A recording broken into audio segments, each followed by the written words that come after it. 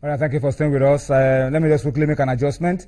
I've been told that, and I've confirmed that Manchester City are actually 2-0 up at Dynamo Kiev. David Silva with the second goal. The first goal was Sergio Aguero, but the Spaniard, David Silva, has made it 2-0 at halftime to Manchester City. So it looks like Manchester City look like they are looking good for the next round of the UEFA Champions League. But we've made a quick change now, and of course during the break you listen to Arsene Wenger talking about the need to focus on the games, other games that they have. Looks like the race to win the UEFA Champions League is over for the Gunners, unless maybe some miracles, and miracles do happen in football. But we've made a change now. Yemi Adebayo has joined us on Sports Tonight for the final part of the show. He joins Onyewu Chumachukwu and I as we begin a preview of FIFA elections 2016. I wish we could do something as elaborate as what Channels did. Yeah. The wonderful package that Channels had for the general elections in Nigeria. Then you have to go to Zurich. That's a good one. That's true. That's true. But then it's even a lot more complicated than that, because you don't know what more drama could happen between now and Friday when the elections will hold. You've been keeping track. Yeah, you've been keeping track of all that has been going on as we build up to this election. Being a man, I beg your pardon, Prince Ali wanted the election postponed, but that appeal was thrown away by the Court of Arbitration for Sport. So right now, looks like there's green light for FIFA to go on, unless somebody gets picked up tomorrow. That's the fear in the air now. Is anybody going to be picked up tomorrow? I said maybe. Are there rumors?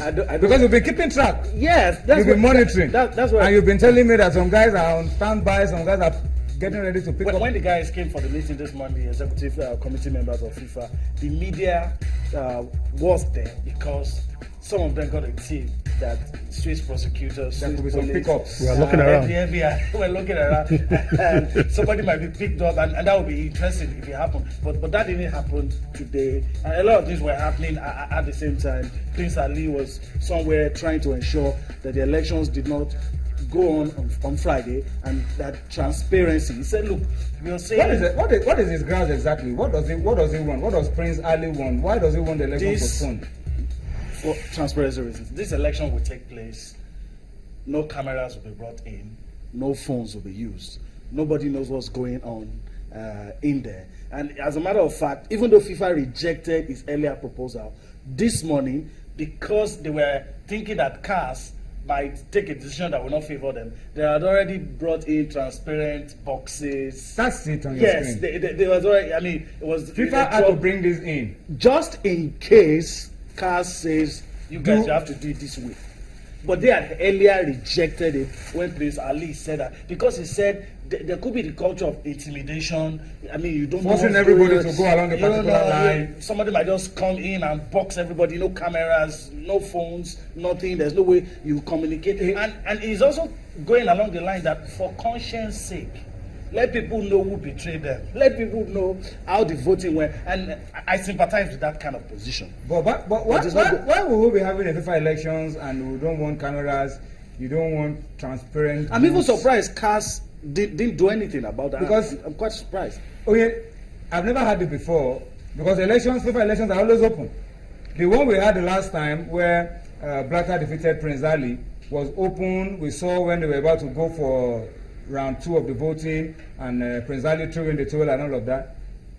But this one, why is it special? Why is it different? Well, it was open because the delegates already knew where they were heading for. Mm-hmm. So the man who wanted to be president at that time, they didn't have to worry because it had already been concluded. It was an incumbent. It was an incumbent. But this one, there are so many uncertainties, and whether you like it or not, there are still the cabal that will be hell bent on nobody wants a anointing. situation that will embarrass anybody. I discovered that everybody has already, there's a written speech.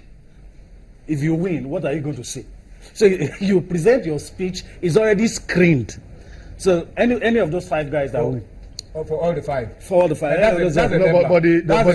But the area of the confidentiality of the voters should be protected. Yeah, it should be. I don't think it's good for the game when where you voted for will now be reviewed later. It's not good for the game. Let it be between that person and Probably his conscience. explains why, yeah, And his conscience. not When you win, fine. If you Open don't win, ballots. open ballot. ballot. Yeah. I mean, that's what FIFA has always preached, open Yeah. ballots and all of that.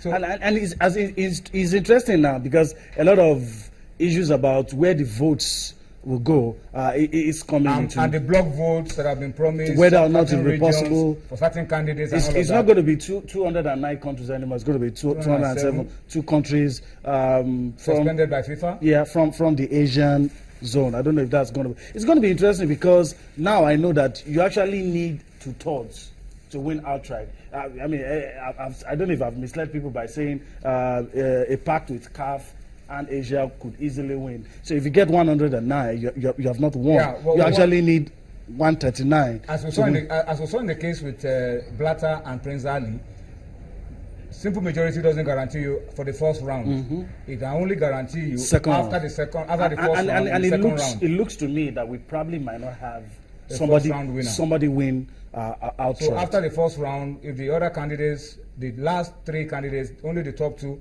will probably go into the final round. And then there will be slug it out. alliances between all the other candidates. Swale is already talking about alliances, probably considering defeat. Yes, I mean How many votes can he guarantee? it's not even The popular. African, It's Turkey not- successfully.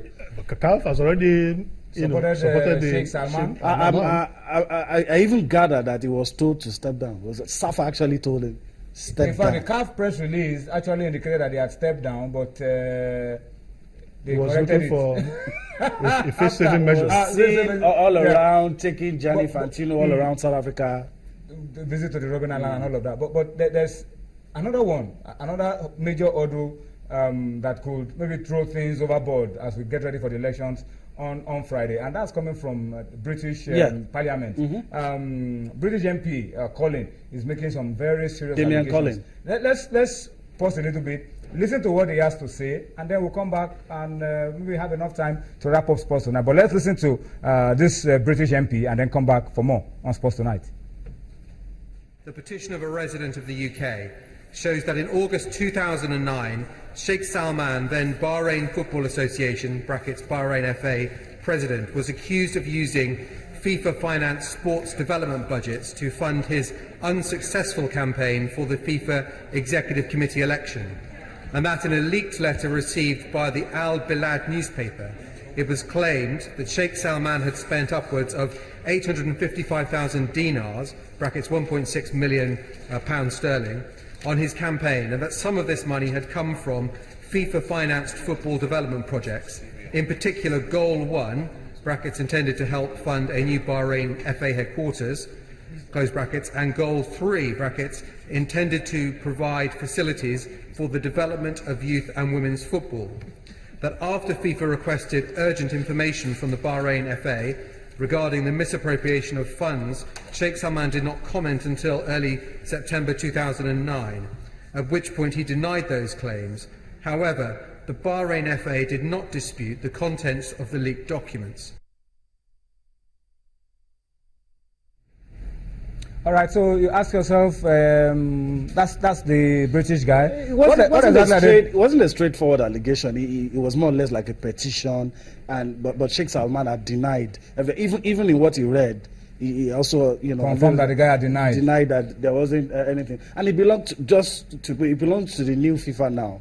So you could understand where it's coming from. And they're even threatening that they will probably ask the British government to pull out of whatever involvement with FIFA if Sheikh Salman wins the election. Another interesting thing that happened today, as we wrap things up, the two guys in the Eye of the Storm, Platini and Blatter, they had their 8 years reduced to 6. Although Platini said it was a shame, he didn't expect that. I think he expected more. So you could expect the fights to continue.